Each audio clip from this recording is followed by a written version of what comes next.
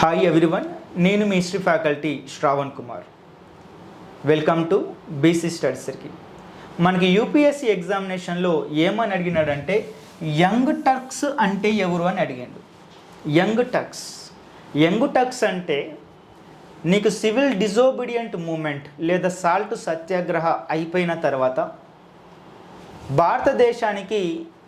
భారతదేశాన్ని సౌమ్యవాదం వైపు మళ్లించాలని భారతదేశంలో ఉన్నటువంటి గొప్ప లీడర్సు జవహర్లాల్ నెహ్రూ మరియు నేతాజీ సుభాష్ చంద్రబోస్ భావించడం జరిగింది.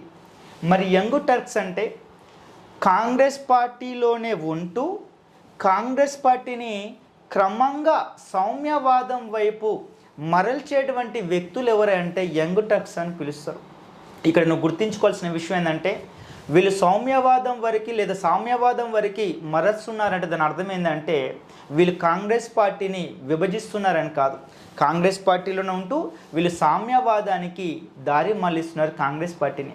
మరి ఇలా ఎవరైతే సామ్యవాదం వైపు మళ్ళిస్తారో వాళ్ళనే యంగ్ టర్క్స్ అని పిలుస్తారు.